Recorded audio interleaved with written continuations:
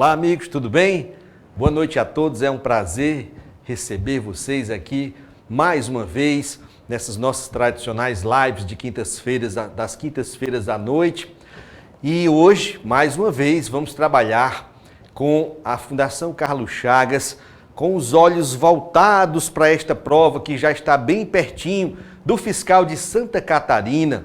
Você que já vem se preparando, sabe que entre as matérias do concurso, lá estão o raciocínio lógico, o raciocínio crítico, né? E a estatística, tanto a descritiva quanto a inferencial.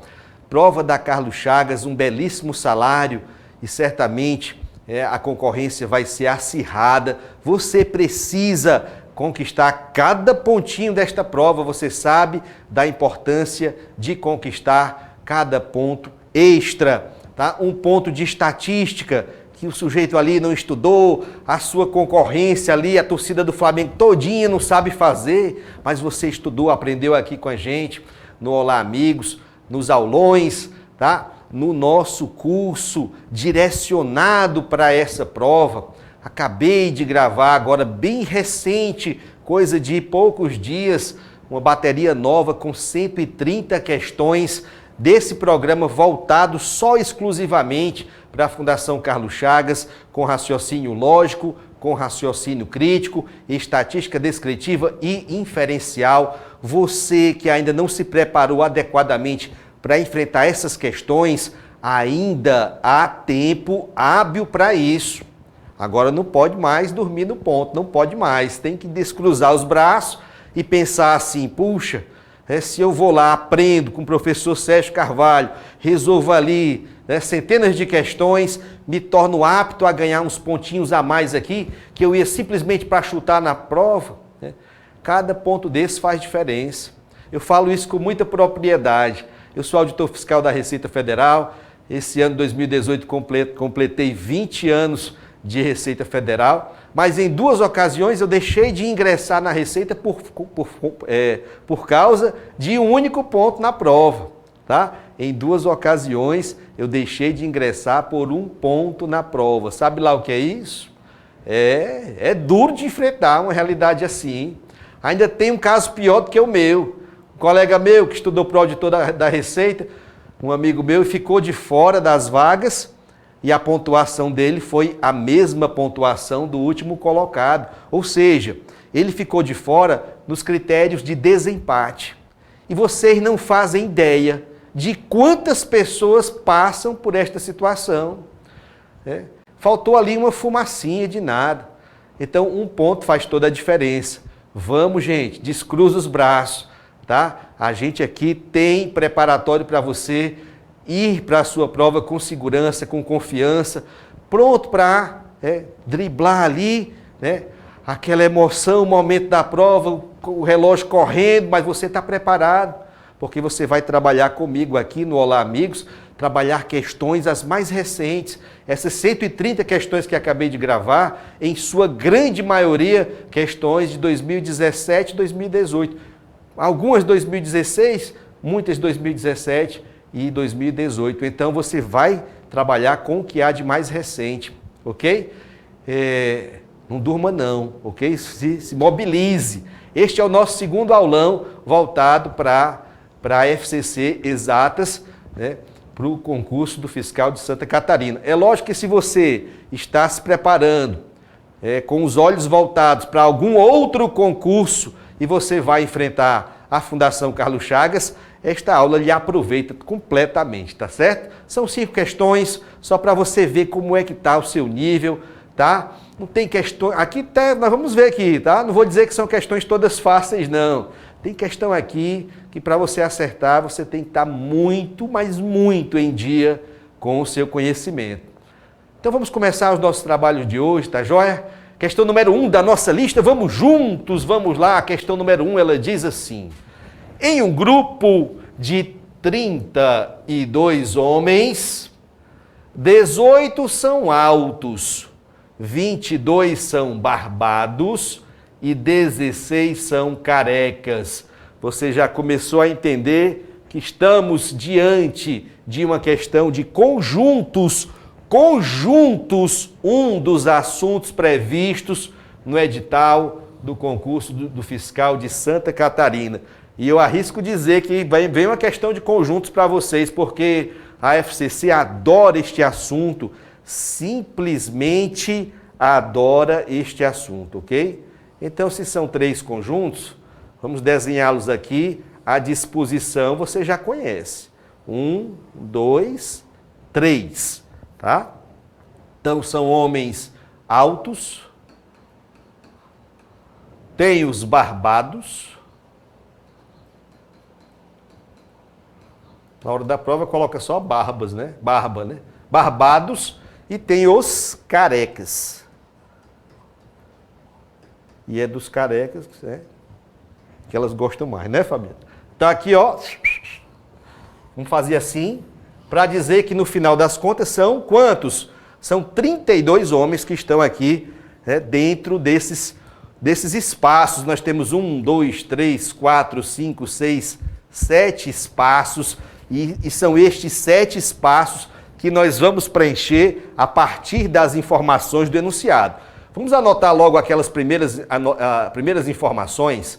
Altos são quantos?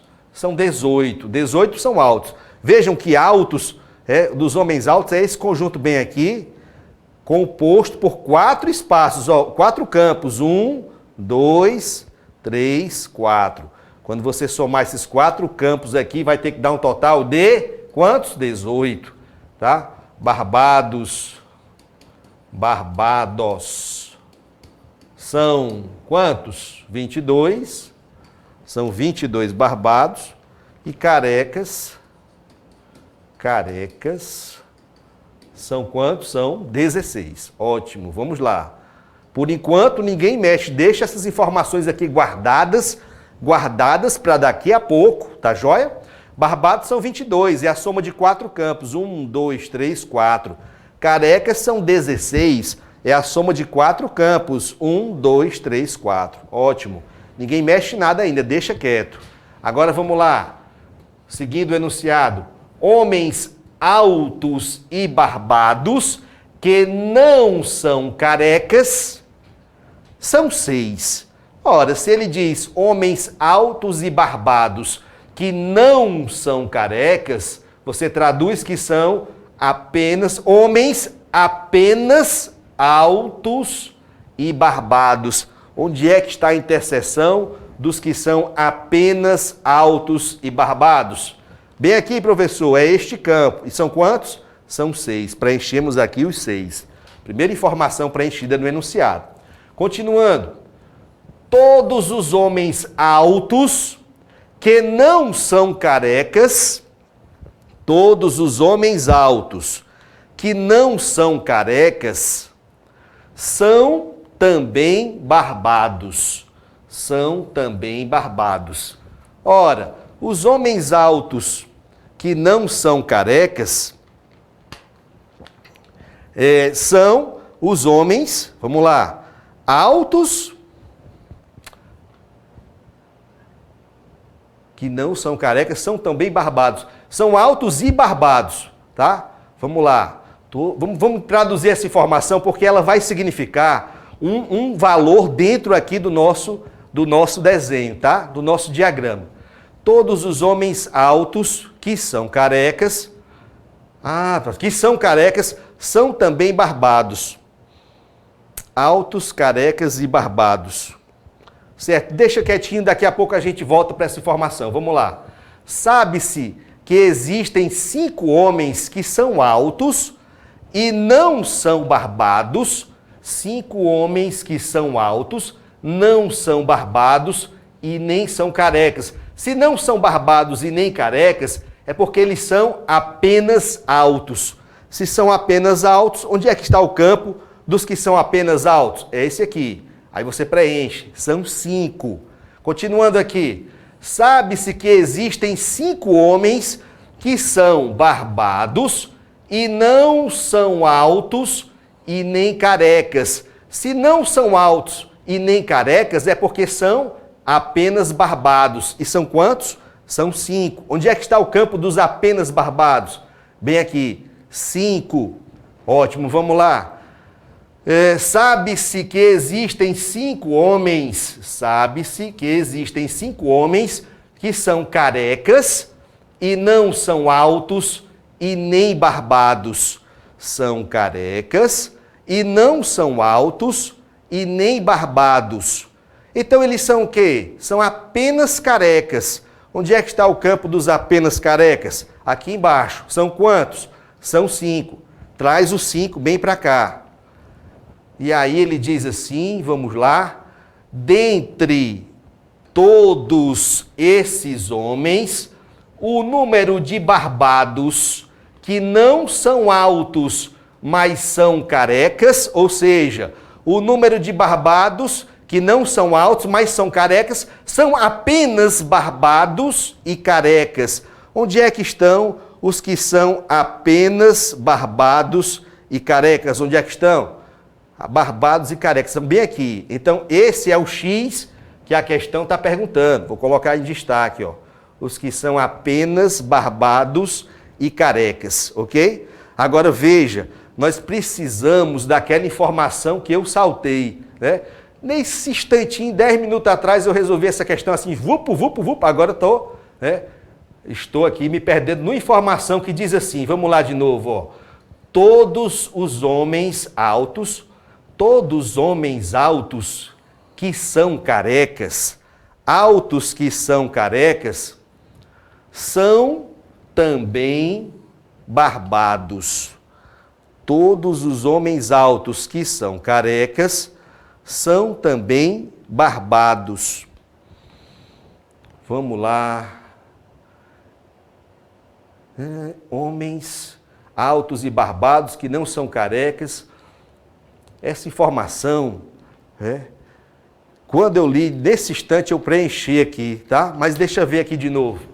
Deixa eu pensar aqui um segundinho, isso pode acontecer, né? E aula ao vivo é aula ao vivo. E professor também pode, né? Ter o seu momento de pensar um pouquinho com calma. Vamos lá. Todos os homens altos que são carecas são também barbados. O que ele quer dizer com isso? Vamos lá, ó. Olha para esse campo bem aqui, por favor. Olha para esse campo bem aqui.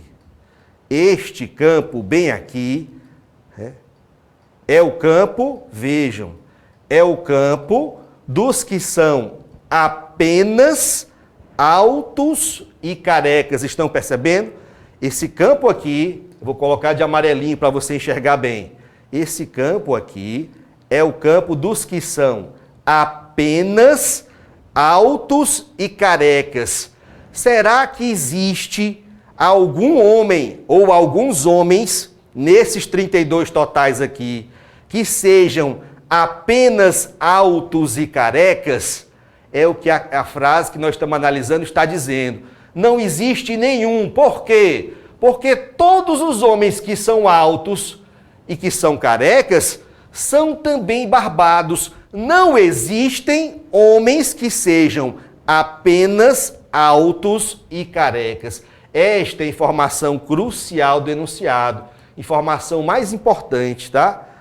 Quando eu fiz sozinho ali antes da aula, eu preenchi o 0 aqui rapidinho. Agora me deu essa fuga, mas ficou compreendido? 0. Não existe nenhum homem que seja apenas alto e careca. Todos os que são altos e carecas são também barbados. Ótimo. Agora sim, nós já estamos prontos para usar essas informações aqui, ó, tá? Só precisamos de uma dessas informações. Qual? A dos homens altos, que no total são 18. Ora, os 18 homens altos é a soma de 4 campos. Os campos que estão aqui, ó, dentro desse conjunto. O conjunto dos homens altos. Olha aí, ó, o conjunto dos homens altos. Já temos aqui 5 com mais 6, 5 com mais 6, 11. 11 com mais 0, 11. 11 para 18, faltam quantos? Ah, professor, faltam 7. Vamos colocar os 7 aqui no meio? Agora sim, completamos os 18 homens que são altos. Pode contar, ó. 5 com mais 6, 11. 11 com mais 7, 18. Com mais 0, 18. Perfeito. Agora, se nós já sabemos, veja bem, se nós já sabemos, deixa eu marcar aqui de verde, ó, que esse conjunto aqui, dos homens barbados, esse conjunto de verde, dos homens barbados, contém 22 elementos, 22 homens, esta soma dos 4 campos tem que dar exatamente igual a 22. Vamos somar. Já temos 6 aqui. 6 com mais 7, 13. 13 com mais 5, 18. Tá? 18 para fazer os 22 barbados. 18 para 22 são quanto? São 4, professor. Então, esse X aqui, o X aqui vai ser exatamente igual a 4. 4, resposta da questão, letra A. Mas vamos só terminar aqui de conferir para saber se deu tudo certinho. Vamos lá? Eu vou apagar o X, ó, eu vou apagar o X e no lugar do X eu vou colocar exatamente o 4 que nós acabamos de encontrar. Vamos ver se agora fechou a conta. São 18 altos. Pode somar. 5 com mais 6, 11, com mais 7, 18, com mais 0, 18. São 22 barbados. 6 com mais 5, 11. 11 com mais 7, 18. 18 com mais 4, 22. São 16 carecas. Some. 7 com mais 4, 11. 11 com mais 5, 16. Né? E somando todo mundo vai dar aqui os 32. Tá? 5 com mais 5, 10. Com mais 6, 16. Com mais 4, 20. Com mais 7, 27. 27 com mais 5, 32. Tudo certo. Questãozinha de conjuntos. Vejam que eu, né, professor, já tinha feito essa questão agora há pouco, tá? Bem apressadinho, mas eu fiz, né? Numa leitura rápida, se você não souber ler nas entrelinhas, você perde um ponto, que é um ponto precioso. Esta informação aqui é a informação que eu considero mais importante do enunciado. Por quê? Porque ela acaba nos revelando nas entrelinhas uma informação absolutamente crucial para nós preenchermos os campos necessários do desenho e ganharmos o ponto, ok? Então vou falar de novo, ó. Todos os homens altos que são carecas são também barbados. Ou seja, se este campo aqui, vou mostrar de novo, se este campo bem aqui, tá? Reúne os homens que são apenas altos e carecas, não existe nenhum que seja apenas alto e careca. Por quê? Porque todos os que são altos e são carecas são também barbados. E aí você joga o zero bem ali naquele campo e mata a questão. Ok, gente? Questão número 1, letra A. Se você estudou esse assunto bem, mas não estiver bem concentradinho, né, você pode deixar passar batido a informação ali e aí o ponto fica ali meio no sufoco. Vamos lá, questão número 2 da nossa lista. A questão 2, ela diz assim: Roberta tem que ler 2 processos diferentes e dar em cada um parecer favorável ou desfavorável. A probabilidade, olha o nome aqui, ó, de Roberta dar parecer favorável ao primeiro processo é de 50%. Vamos chamar o primeiro processo de processo A. Então, ó, é de 50%, 0,50 ou 0,5, a probabilidade de ela dar parecer favorável ao primeiro. E a probabilidade de dar parecer favorável ao segundo é de 40%. Vamos chamar de processo B, o segundo processo. Probabilidade de ela dar um parecer favorável ao segundo processo é de 40%, 0,4. E a probabilidade de ela dar parecer favorável a ambos os processos é de 30%. Ambos os processos ao mesmo tempo, ou seja, parecer favorável ao primeiro processo e ao segundo processo. É de quanto? É de 30%, 0,30. Aqui estão as 3 informações do enunciado. E agora vem a pergunta. Assim, sendo assim, a probabilidade de que Roberta dê pareceres desfavoráveis a ambos os processos é igual a quanto? Ora, desfavorável a ambos os processos é a mesma coisa que falar parecer favorável a nenhum dos processos. Parecer favorável a nenhum dos processos. Acontece, meus amigos, que estudando comigo, tanto nos cursos básicos aqui do Olá Amigos, quanto nesses cursos avançados que eu ministro, aqui no caso da FCC, você vai aprender que algum e nenhum são situações mutuamente excludentes. O que são situações mutuamente excludentes, professor? Dentro do assunto probabilidade, são situações, são resultados que mutuamente se excluem. Ocorrendo um desses resultados, é porque o outro não ocorreu e vice-versa. E dentro da probabilidade, nós aprendemos que a soma das probabilidades de 2 situações mutuamente excludentes é sempre igual a 100%. Agora vamos lá. O que é que o enunciado está nos perguntando? Qual é a probabilidade de a Roberta dar parecer favorável a nenhum dos 2 processos? A nenhum. É isso que a questão quer saber, tá? Só que o que ele deu no enunciado foram informações mediante as quais facilmente a gente descobre a probabilidade de ela, a Roberta, ter dado parecer favorável a algum dos processos. Ah, professor, foram essas informações aqui? Foram? Sim, exatamente, essas 3 informações. Vejam que algum é probabilidade de parecer favorável no A ou parecer favorável no B. Este ou, meus amigos, é sinônimo, tá? É sinônimo do símbolo de união. A união B.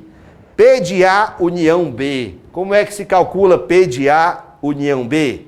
Probabilidade de ocorrência do evento A mais probabilidade de ocorrência do evento B menos probabilidade de ocorrência do evento A e do evento B simultaneamente.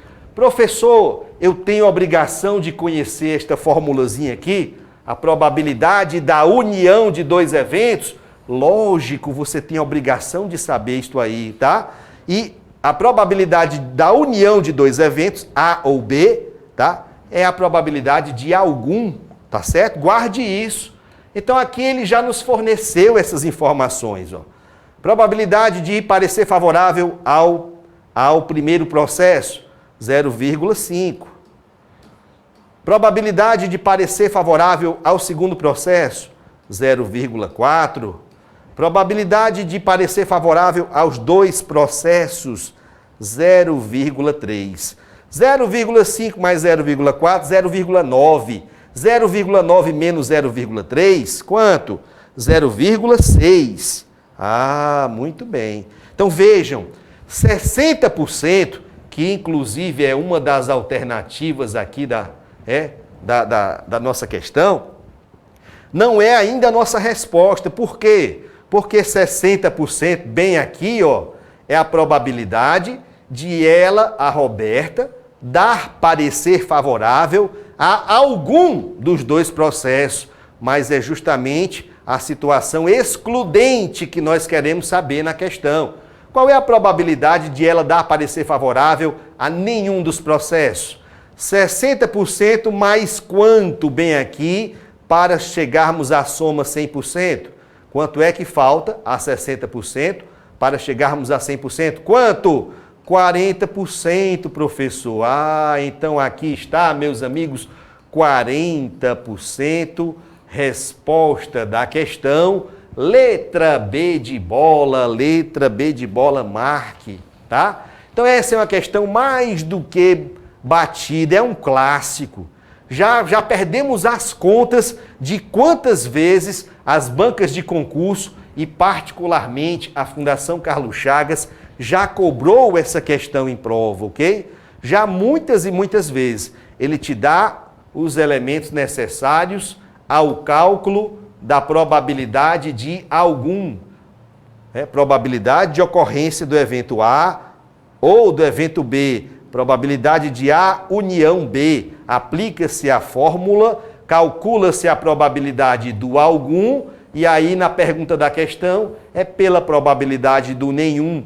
Probabilidade de algum mais probabilidade de nenhum é sempre igual a 100%. Ok? E aí você mata a resposta rapidinho e ganha um ponto fácil na sua prova. Próxima questão número 3 da nossa lista, vamos lá. E aqui nós temos um assunto da estatística inferencial, tá? Um assunto com muita frequência encontrado nas questões de prova da Fundação Carlos Chagas, sobretudo em questões de prova da área fiscal, ok? Aqui nós temos um assunto chamado distribuição de probabilidade de Poisson. Distribuição de Poisson. Diz assim, vamos lá. O número de atendimentos via internet realizados pela Central de Atendimento Fazendário, CAF, segue uma distribuição de Poisson com média de quantos? De 12 atendimentos por hora. Então, o enunciado da questão de probabilidade de Poisson começa sempre, via de regra, nos fornecendo uma média, ok? De ocorrência de um determinado evento, relacionando esse evento com uma unidade, que normalmente é uma unidade de tempo ou de espaço. Então, aqui no caso foi a nossa média, 12 atendimentos por hora. Aí você pergunta, professor, é esta aqui a média que nós vamos aplicar na fórmula da probabilidade de Poisson? Não necessariamente. Por que não necessariamente? Porque no mais das vezes, nós temos que fazer, com esta média fornecida pelo enunciado, temos que fazer um trabalho preliminar a fim de adaptar aquela unidade de tempo fornecida pela questão, na média fornecida pela questão, à unidade de tempo que aparece na pergunta da questão. Então vamos ver aqui a pergunta da questão. Ele diz assim: a probabilidade dessa central de atendimento fazendário realizar pelo menos 3 atendimentos em um período de quanto tempo?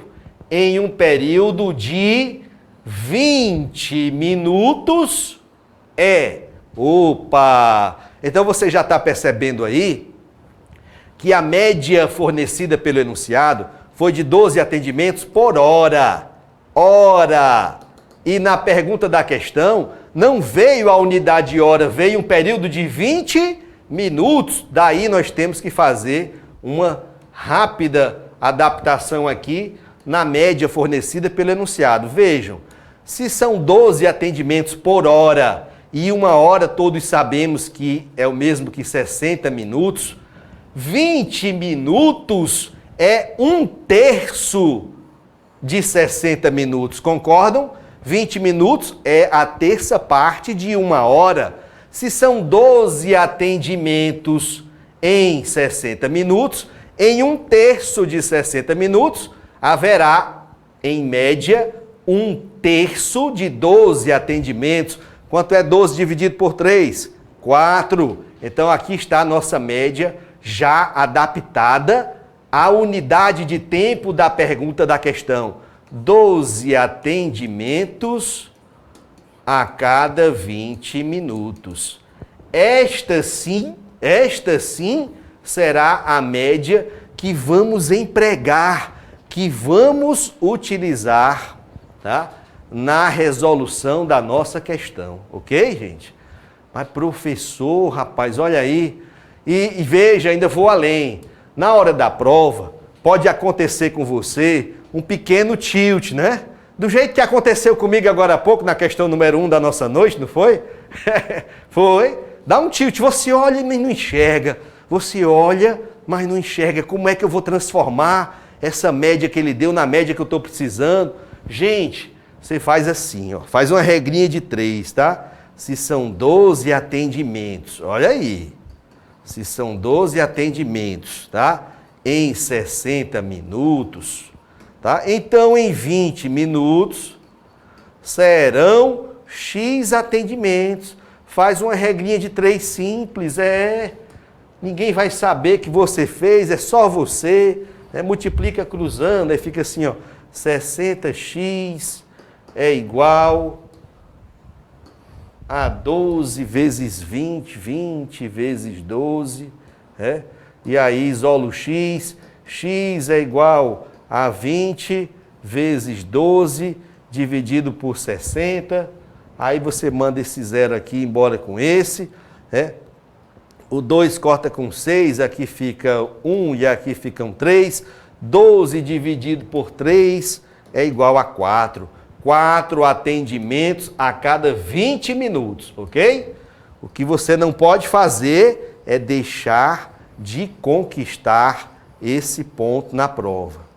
Tá? E às vezes a gente engole um boi e se engasga com um mosquito, né? Como quase que eu ia me engasgando ali na questão número 1, em uma questão que eu já tinha resolvido antes e sabia resolver facilmente. Então vamos lá. Agora vamos voltar para a pergunta da questão. A probabilidade de se realizar pelo menos 3 atendimentos. Vamos entender agora a historinha do pelo menos 3 atendimentos. Ora, pode ser que nos próximos 20 minutos não ocorra nenhum atendimento, 0 atendimento. Pode ser que ocorra um atendimento. Pode ser que ocorram 2 atendimentos. Pode ser que ocorram 3 atendimentos, 4, 5, 6, 7, tarará, tarará, tarará, até o infinito. Ninguém sabe, tá? Ninguém sabe quantos vão ser, até o infinito.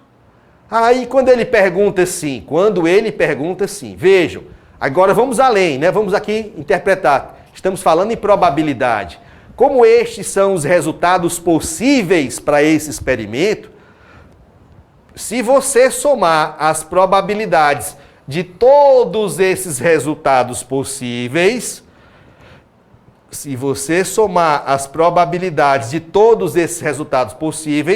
a soma tem que dar igual a 100%. Ótimo, até aí tudo bem, professor. Agora, o que é que a questão pergunta?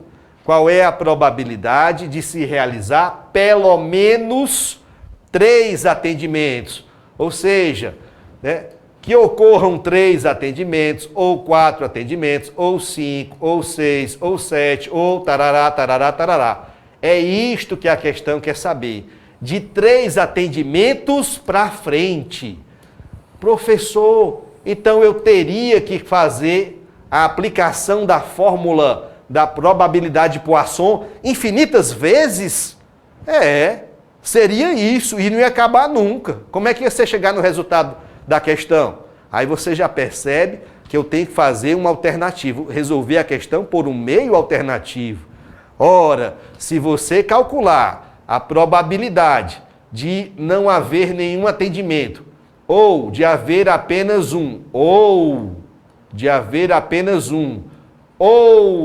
haver apenas 2 atendimentos, se você calcular esse pedacinho aqui, ó, você vai saber que a probabilidade que a questão está perguntando, pelo menos 3 atendimentos, vai ser o total do somatório, 100%, subtraído desta probabilidade, desta soma aqui, ó, da aplicação da fórmula de Poisson 3 vezes, menos de 3 atendimentos. Ah, professor, olha aí, rapaz. Agora eu enxerguei, já sei exatamente o que é preciso fazer. Vamos lá. Probabilidade de Poisson para S ocorrências. Vamos lá. Relembrando a fórmula. Lambda, quem é lambda? É a média. Que média? A que ele forneceu na questão? Não. A média adaptada para a unidade de tempo da pergunta. Lambda elevado a S ocorrências vezes número neperiano, que é uma constante. Quem está embaixo, que é o lambda, sobe, ganha o sinal de menos. Quem está em cima, que é o S, desce e ganha o sinal de fatorial. Ótimo! Vamos aplicar a fórmula de Poisson 3 vezes. Para 0 ocorrências, para nenhum atendimento nos próximos 20 minutos. Vamos lá. Lambda, quanto foi a média lambda? Quanto foi? 4. 4 atendimentos. 4 elevado a 0, olha aqui, ó, 0, vezes número neperiano, o 4 sobe, ganha o sinal de menos, o 0 desce e ganha o fatorial. Ora, por convenção matemática, qualquer valor elevado ao expoente 0 é igual a 1. Também, por convenção matemática, 0 fatorial é igual a 1. Temos duas convenções matemáticas aqui. Tá? Então, 1 vezes neperiano elevado a menos 4, número neperiano elevado a menos 4. Deixe guardado aqui esse resultado. Probabilidade de um atendimento nos próximos 20 minutos, pela fórmula de Poisson. Média lambda 4 elevado a 1 atendimento, vezes número neperiano, o 4 sobe, ganha o sinal de menos, o 1 desce e ganha o fatorial. 4 elevado a 1, 4. 1 fatorial é 1. 4 dividido por 1, 4. 4 vezes neperiano elevado a menos 4. Deixa guardado aqui. Só falta esse agora, ó. Duas ocorrências. Probabilidade de 2 atendimentos nos próximos 20 minutos.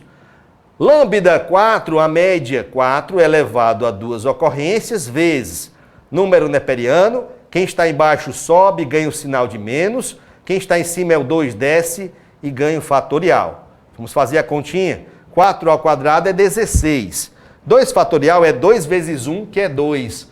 Quanto é 16 dividido por 2? 8. Então, 8 vezes número neperiano elevado a menos 4. Ótimo. Então, vamos lá. Qual é a probabilidade de ocorrerem menos de 3 atendimentos nos próximos 20 minutos? É a probabilidade de não ocorrer nenhum, 0, ou de apenas 1, ou de apenas 2. Traduzindo, temos que somar esses 3 resultados, tá? Então, a probabilidade ali do asterisco, o asterisco representa isso, ó, menos de 3 atendimentos. Vai ser igual a quanto? Aqui é como se houvesse 1. 1 com mais 4, 5. 5 com mais 8, 13. 13 vezes número neperiano elevado a menos 4. Então, vejam que aqui está a probabilidade que a questão não está perguntando. Probabilidade de ocorrência de menos de 3 atendimentos. Mas o que ele quer é justo o contrário. Ele quer esse pedaço bem aqui, ó. Probabilidade de pelo menos 3 atendimentos, de 3 para frente. Então, vamos pegar o somatório aqui, que é 100%, e do 100% subtrair aquela primeira parte. 13 neperiano elevado a menos 4. Então, vamos ter o seguinte, tá? Que a probabilidade que nós estamos procurando, vai ser 100%, que é representado pela unidade, menos quem? 13 vezes neperiano elevado a menos 4. Disse para nós a questão, em um dado adicional, que neperiano elevado a menos 4 é 0,018. Então, vamos ter que fazer essa conta. Quanto é 13 vezes 0,018? 13 vezes 0,018 é 0,234. E, finalmente, 1 menos 0,234 nos faz chegar a 0,766. 0,766, resposta da questão, letra C de casa. Ah, professor, então quer dizer que questões desse assunto, distribuição de Poisson, são questões frequentes na prova, professor? Não tenha dúvida nenhuma, tá certo? É um assunto muito, muito explorado pelas bancas de concurso em geral, nas provas de área fiscal, né? Estatística inferencial é um dos assuntos da estatística inferencial e a Fundação Carlos Chagas simplesmente ama esse rapaz aqui chamado Poisson, tá certo? Já caiu 1 milhão de vezes. Você tem que saber a fórmula de Poisson. E se eu esquecer a fórmula, professor? Aí um abraço, né? Um abraço, tá? Não pode esquecer a fórmula. E tem que saber como é que eu trabalho a questão de acordo com o que ele está perguntando. Eu vou trabalhar calculando o que ele está pedindo logo de primeira ou vou calcular o que ele não está pedindo, e depois eu faço a subtração? É por aí que você vai raciocinar, ok? Vamos lá, quarta questão da nossa noite, mais um assunto recorrente nas provas de estatística inferencial, um assunto muito recorrente. Diz assim: os valores dos salários dos empregados de determinado ramo de atividade apresentam uma distribuição normal. E aí ele diz que a média do conjunto é R$2.000 e a variância R$62.500 ao quadrado. Então vamos anotar aqui os primeiros dados da questão. Estamos falando de um conjunto que representa os salários dos empregados de uma determinada empresa, né? Determinado ramo de atividade. E aí ele diz que esses salários seguem a distribuição normal. Tá? Ele diz que a média desses salários é de R$2.000 e ele diz que a variância sigma ao quadrado é 62.500. Acontece que você, que já estudou comigo aqui no Olá Amigos, já fez as minhas aulas de estatística inferencial, já está estudando com o curso voltado aqui para a prova de Santa Catarina, as minhas aulas voltadas para a Fundação Carlos Chagas, você já sabe que quando se trata de distribuição normal, nós trabalhamos com a média aritmética e trabalhamos com o desvio padrão do conjunto. Não é com a variância. Se ele nos deu a variância, a gente calcula de imediato o desvio padrão. Lembrando que o desvio padrão é a raiz quadrada da variância. A raiz quadrada de 62.500. Ih, professor, agora complicou, rapaz. Como é que eu vou saber a raiz quadrada de 62.500? Ora, gente, qualquer cristão que estuda para concurso tem que saber que a raiz quadrada de 625 é 25, né? Então é 25 vezes 100, tá vendo 2 zeros? A raiz de 100 não é 10? Então 25 com mais um zero, desvio padrão desse conjunto é igual a 250. Então aqui estão as duas informações que vamos utilizar aqui na resolução dessa questãozinha de distribuição normal, ok? Então vejam, a média é de R$2.000 e esse conjunto segue as características da curva normal. Segue as características da curva normal. Aqui está a curva normal, é uma curva perfeitamente simétrica, em forma de sino, ok? E bem aqui no meio, bem no meiozinho, nós temos a média aritmética. Quanto é a média aritmética dos salários? R$2.000. Agora, olha a pergunta da questão. Considere os valores das probabilidades. Aqui teve um erro de configuração, de Z entre 0 e Z, tá? Z maiúsculo variando entre 0 e Z minúsculo. Para a distribuição normal, padrão. Então, a porcentagem. No lugar de porcentagem, aí também poderia vir a palavra probabilidade. Dos empregados que ganham salários, olha aí, salários o quê? Inferiores a 1.790 ou superiores a 2.320, é igual a quanto? Então vamos para o desenho. Vamos para o desenho. Se 2.000 estão bem aqui no meio, por que está no meio, professor? Porque é o salário médio, é a média dos salários. A média sempre no tracejado central da curva normal, ok? Então olha lá. Se 2.000 estão aqui no meio, 1.790 é um valor que está aqui para a esquerda de 2.000. Escolha um lugar qualquer, digamos que 1.790 está bem aqui, tá? 2.320 é um valor acima de 2.000. Escolha esse pontinho aqui, vamos dizer que 2.320 estão bem aqui. Pois bem, salários abaixo de 1.790 são os que estão aqui nesta cauda lateral esquerda, olha aí, ó. Salários que estão acima de 2.320 são esses que estão bem aqui no desenho, na cauda lateral direita do desenho. Então, o que nós temos que saber é quais são essas duas áreas das caudas laterais, abaixo de 1.790, acima de 2.320. Acontece que as áreas fornecidas aqui na tabela são áreas próprias de uma curva normal chamada curva normal padrão, curva Z, a curva normal padronizada Z, ok? Então, para a curva normal padronizada Z, a média é sempre igual a zero, sempre. Não precisamos perder tempo transformando o valor de x, 2.000, no valor de z. Por quê? Porque já sabemos que na curva normal padronizada Z, a média é sempre igual a zero.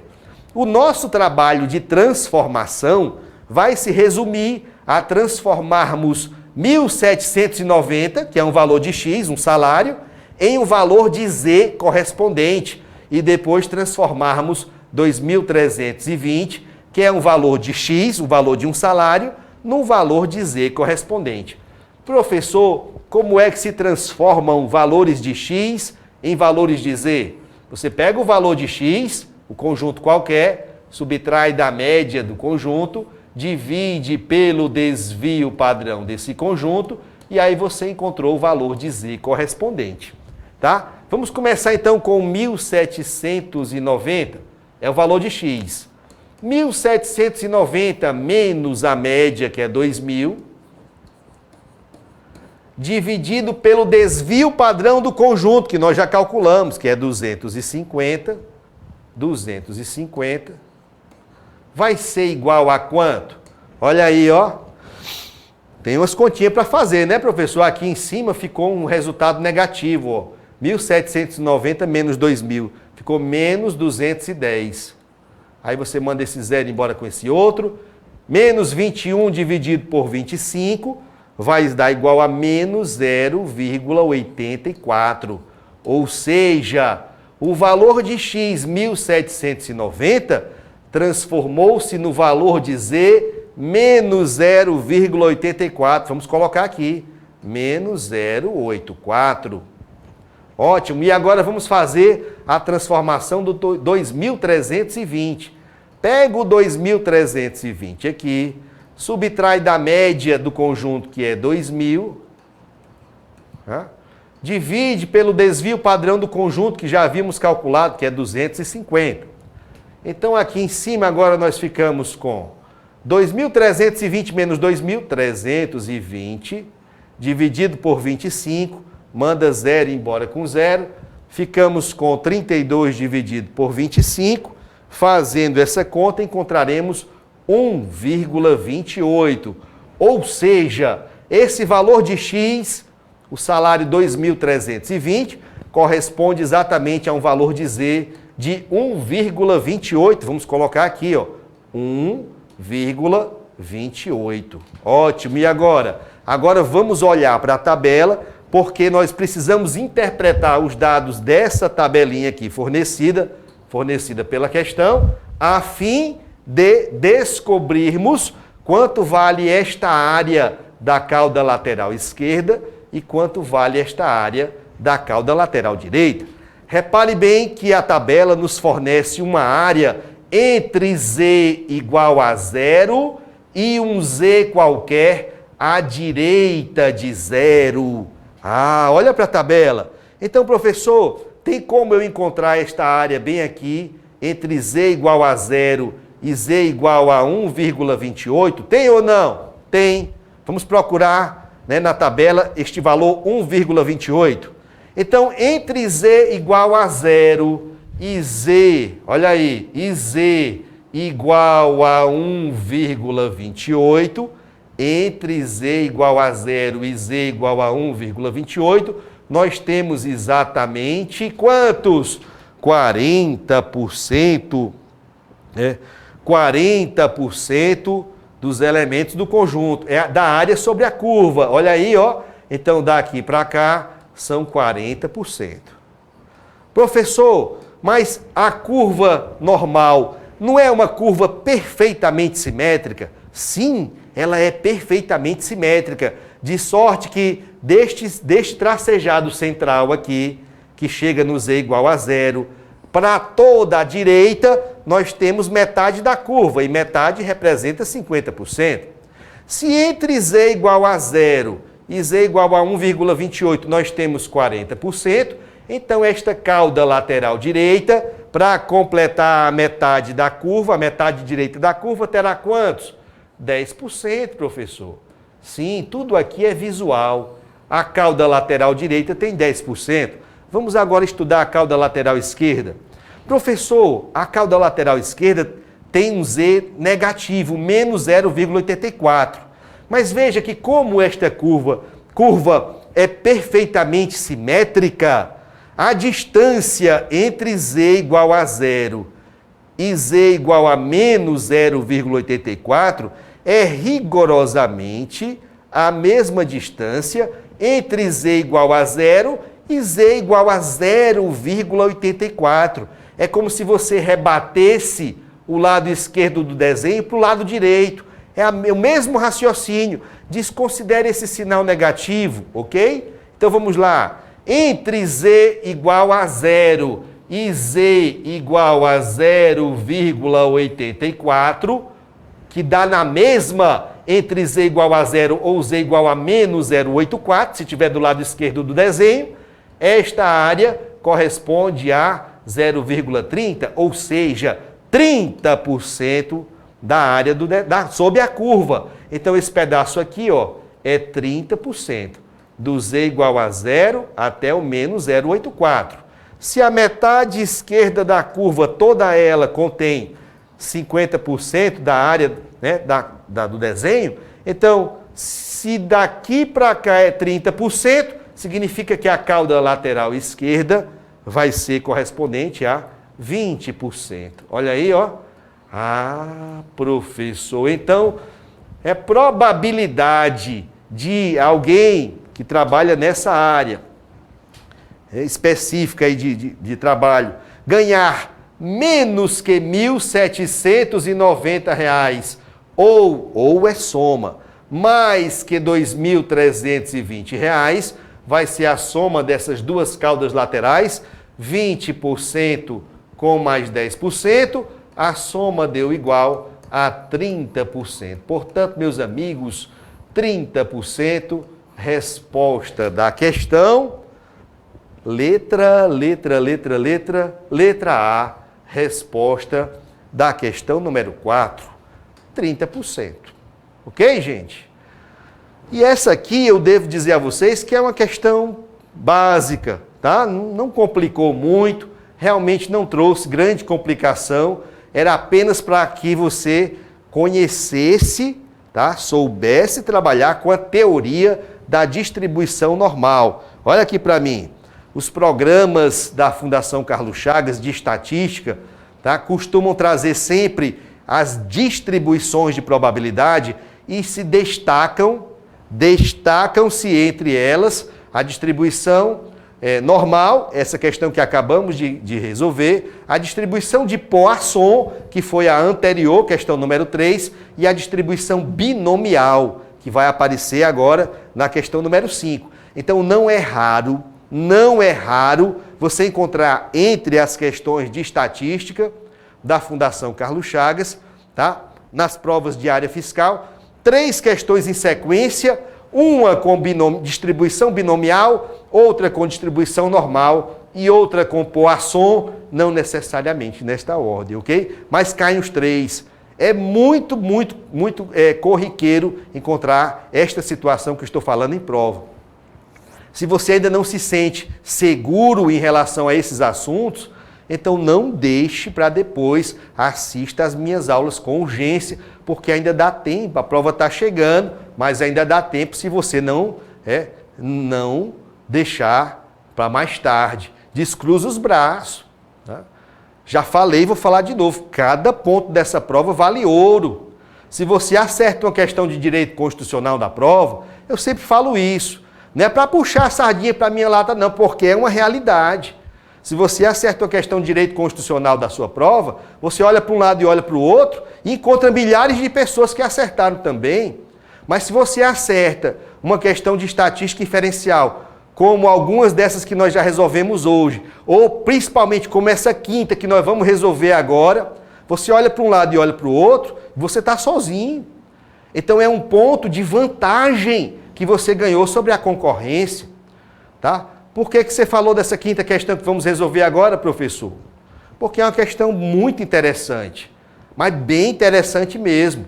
Eu disse agora que a Fundação Carlos Chagas coloca 3 questões em prova, é muito comum que ela coloque 3 questões em prova, uma tratando da distribuição normal, outra da binomial e outra da de Poisson.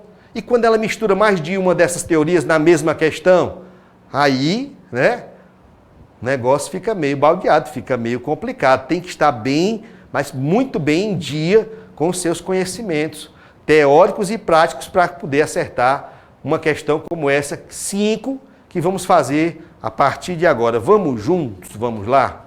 Não é brincadeira não, rapaz, não. Olha aí. Opa, e é recente. Essa questão não é questão antiga. Suponha que a nota em conhecimentos gerais, dos indivíduos que prestaram um determinado concurso público tenha distribuição normal, com média 5 e desvio padrão 1,5.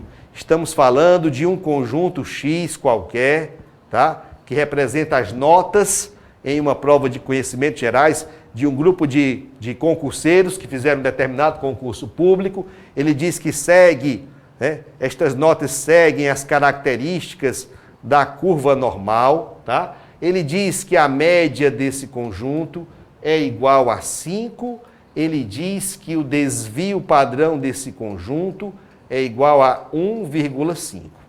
Até aí tudo bem, guarde estas informações para daqui a pouco. Continuando a leitura da questão.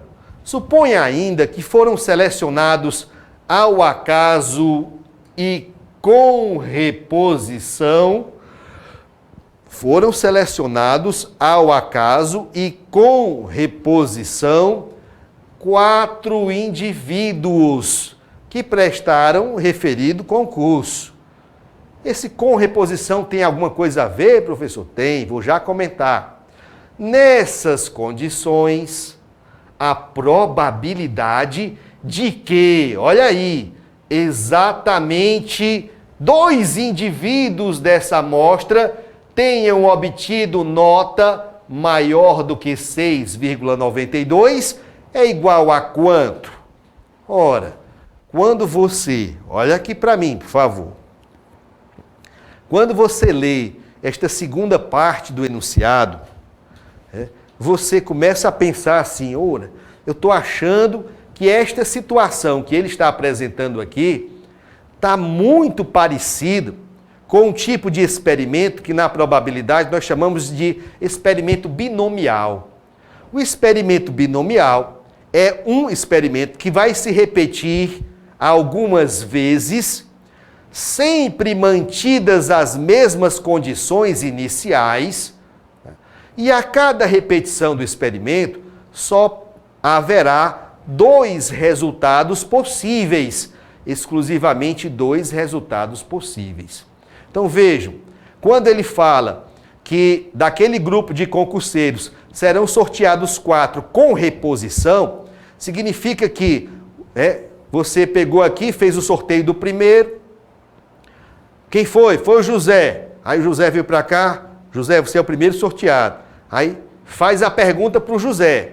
José, você tirou uma nota maior do que 6,92?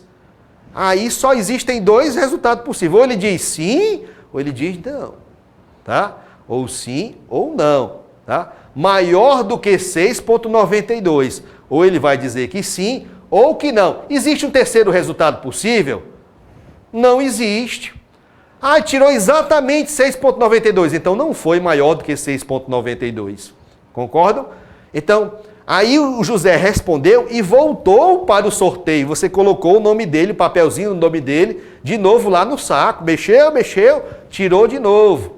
Então, o segundo sorteio é realizado nas mesmas condições que o primeiro. Aí saiu Pedro. Aí você chamou o Pedro, vem cá, Pedro, você tirou nessa prova, nessa matéria, uma nota maior do que 6,92? Só existem 2 resultados possíveis. Ou ele dirá que sim, ou dirá que não. Então, e aí ele respondeu, você anotou a resposta e ele voltou lá para o sorteio. Você colocou o papelzinho com o nome do Pedro de novo no sorteio. O próximo sorteio será realizado nas mesmas condições que o anterior. Não resta dúvida, estamos sim diante de um experimento binomial. E a questão pergunta, em 4 repetições do experimento, qual é a probabilidade de exatamente 2 desses sorteados terem tirado nota maior que 6,92? Aí você pensa, então vou trabalhar essa questão com a distribuição binomial de probabilidade. Distribuição binomial. Vamos para o quadro. Qual é a fórmula? A fórmula da probabilidade na distribuição binomial. Probabilidade de S ocorrências é igual combinação de N repetições do experimento em subgrupos de S ocorrências vezes probabilidade de ocorrência do evento sucesso elevado ao número de sucessos vezes probabilidade de ocorrência do evento fracasso elevado ao número de fracassos. Valha-me Deus, professor, que fórmula terrível! Não é uma formulazinha simples. Quando você estuda comigo e faz comigo as aulas de estatística voltadas para a FCC, você estuda, você aprende esse assunto aqui brincando, gente, brincando. Aí treina uma vez, treina 2, 3, com várias, 5, 6, 7 questões, várias questões do mesmo assunto, aí torna-se algo realmente muito fácil. Então veja, o que é essa história de evento sucesso e evento fracasso, professor? Evento sucesso é aquele que aparece na pergunta da questão. Qual é o evento que aparece na pergunta da questão? Nota maior do que 6,92, tá? Então olha aí, ó. Nota maior do que 6,92. Serão sorteadas 4 pessoas. Aí você chega para o primeiro e pergunta, você tirou nota maior do que 6,92? Ou ele responderá que sim, ou ele responderá que não. Qual é desses 2 resultados aquele que aparece na pergunta da questão? É o sim. Ele tirou nota maior do que 6,92. Então aqui temos o evento sucesso. Não é porque é um sucesso tirar mais do que 6,92, não. Tá? Vai ser chamado evento sucesso exclusivamente pelo fato de ter aparecido esse resultado na pergunta da questão. O outro resultado que não apareceu na pergunta será o resultado fracasso, ok? Agora vejam, a questão não nos revelou qual é a probabilidade de alguém dessa turma ter tirado nota maior do que 6,92. Não nos revelou. Ah, professor, então eu vou ter que utilizar as informações iniciais do enunciado, aquelas que dizem respeito à distribuição normal, a fim de descobrir qual é a probabilidade de o cara ter tirado nota maior do que 6,92. É exatamente isso que vai acontecer. É exatamente isto que vai acontecer, ok? Então aqui nós temos a curva normal. Olha aí, ó. Já conhecemos. Uma curva em forma de sino, perfeitamente simétrica, não é? Perfeitamente simétrica. Bem aqui no meio, nós colocamos a média do conjunto. Qual foi a média das notas nessa prova? A questão disse, a média foi igual a 5. A média foi igual a 5. Agora, o que nos interessa são alunos que tiraram nota acima, maior que 6,92. Se o 5 está aqui no meio, 6,92, digamos que está bem aqui, 6,92. Né? Probabilidade de ter tirado nota maior que 6,92 é esta área aqui do desenho. É a cauda lateral direita.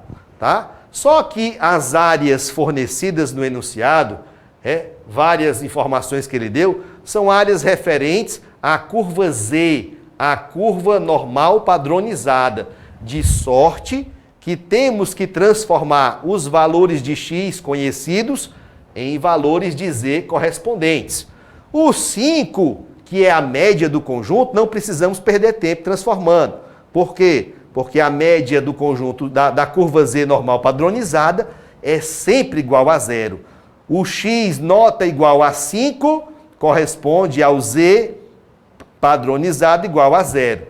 Agora temos que transformar esse 6,92, que é um valor de x, é uma nota, no valor de z correspondente. Já sabemos fazer isso. Você pega o valor de x que vai ser transformado, subtrai da média do conjunto, divide pelo desvio padrão e aí encontrou o valor do z correspondente. Vamos fazer isso. 6,92, que é o valor que vai de x, que será transformado em valor de z, subtrai da média, que é 5, a média do conjunto, divide pelo valor do desvio padrão, a questão falou que é 1,5, e este resultado você traz para cá. Aqui vai ficar como? 6,92 menos 5, 1,92.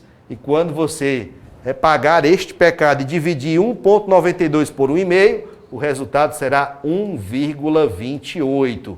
Ou seja, o valor de x, 6,92, corresponde a um valor de z igual a 1,28. Agora vamos olhar, nós precisamos da área dessa cauda lateral direita. Vamos olhar as informações do enunciado, como é que a tabela se apresentou. Então, olha, o que ele nos deu foi uma área de z menor que um valor qualquer de z, tá? Então, qual é o valor de z que nós conhecemos aqui no desenho? É 1,28. Então, vamos procurar dentro do parêntese esse tal de 1,28. Z menor do que 0,5, z menor do que 1, z menor do que 1,2. Agora, olha para cá, ó. Z menor do que 1,28. Quanto é esta área da curva normal padronizada de z abaixo de menor que 1,28? É 0,90, ou seja, é 90%. Olha o que a questão está dizendo para nós, ó. Toda esta área abaixo de 1,28, abaixo de z igual a 1,28, é 90%. Logo, esta cauda lateral direita vai representar quantos por cento da área da curva? 10%, professor. Ah, interpretação. É de apenas 10% a probabilidade de um aluno dessa turma ter tirado nota acima de 6,92. É de apenas 10%. Olha aí, ó, é de apenas 10%. Voltemos.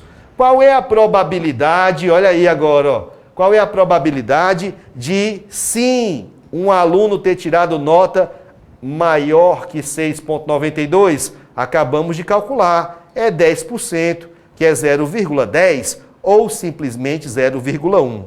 Como sim e não são situações mutuamente excludentes, a soma dessas duas probabilidades vai ser sempre igual a 100%. Se é 10% a probabilidade de sim ter tirado nota maior que 6,92, o excludente de 0,10, de 10%, 90%, é de 90% ou apenas 0,9% a probabilidade de ele, o concurseiro, não ter tirado nota maior que 6,92. E com isto, estamos prontos para aplicar a fórmula da distribuição de Poisson. Binomial, da distribuição binomial. E aí diremos, probabilidade de 2, exatamente 2, olha aí, ó, exatamente 2 dos sorteados terem nota maior que 6,92 vai ser combinação de quantas repetições do experimento? 4 repetições, porque são 4 sorteios. Em subgrupos de quantos com nota maior que 6,2? 6,92? 2 pessoas. Vezes probabilidade de ter tirado mais do que 6,92, quanto? 10%, 0,1. Queremos que quantas pessoas tenham tirado essa nota maior do que 6,92? 2 pessoas. Vezes probabilidade de ocorrência do evento fracasso, quanto? 90%, 0,9. 90% não tiraram nota maior do que 6,92. Se são 4 sorteados e 2 eventos sucessos, 4 menos 2, 2 também eventos fracassos. E agora só temos que fazer contas. Combinação de 4, 2 a 2. Combinação de 4, 2 a 2. Você faz assim, o 4 lá em cima e o 2 aqui embaixo. Passa o traço divisor e desenvolve o fatorial aqui de baixo. 2 fatorial é 2 vezes 1. Vejam que esse desenvolvimento tem 2 termos.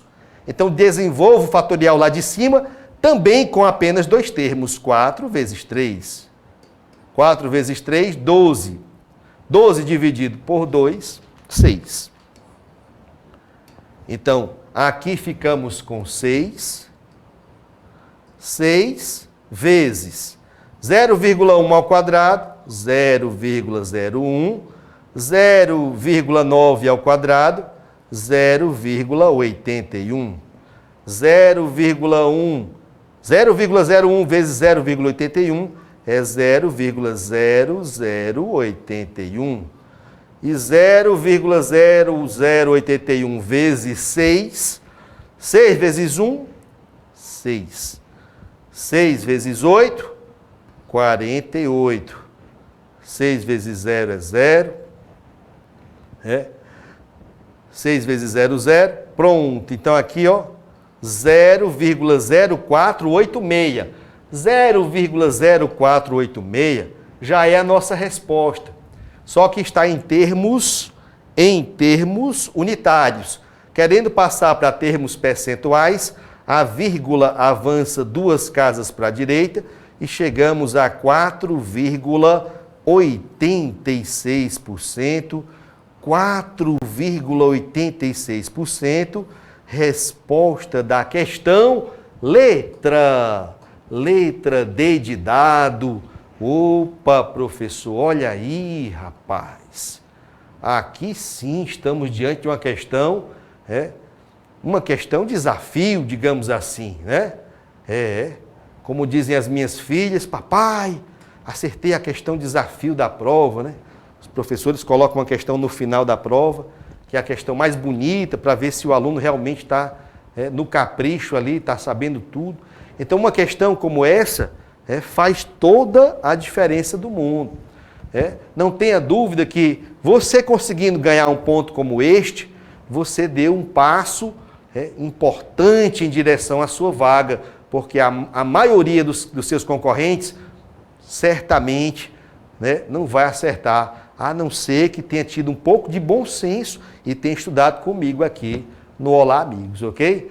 Meus amigos queridos, brincadeiras à parte, muito que eu falei aqui é coisa séria, quase tudo que eu falei realmente é coisa muito séria. Temos que levar a sério cada pontinho. Eu, de fato, não criei nenhuma fantasia. Em 2 ocasiões eu deixei de ingressar no concurso que eu queria por um ponto apenas. Eu fui aprovado na 3ª tentativa. Só fui aprovado para auditor fiscal na 3ª tentativa e em 2 ocasiões para a Receita eu fiquei de fora por um ponto. E é muito desagradável essa situação, porque você sabe que está ali já em condições de ser aprovado. Já está em condições de ser aprovado, mas faltou um detalhe, uma minúcia, e aí você acaba tendo que repetir todos os seus estudos, esperar ali mais 1 ano ou 2, até que surja uma próxima oportunidade. E aí tem que ter muita persistência, muita força de vontade, como graças a Deus eu tive na minha vida, tá certo? Então, eu espero que essa aula de hoje tenha trazido aí para você, servido de alerta, Estou precisando aí dar uma reforçada nos meus conhecimentos das disciplinas exatas e que esse meu alerta tenha realmente servido para abrir um pouco mais dos seus olhos para a importância de ganharmos pontos como esse. Tá joia? Ainda dá tempo de você se matricular agora e começar os seus estudos de imediato no curso de exatas ministrado por mim, questões FCC, desse programa do concurso do fiscal de Santa Catarina. Ainda dá tempo, mas não pode mais ficar de braços cruzados. Ok? Meus queridos, muitíssimo obrigado aí pela companhia de vocês. Um forte abraço a todos e fiquem com Deus.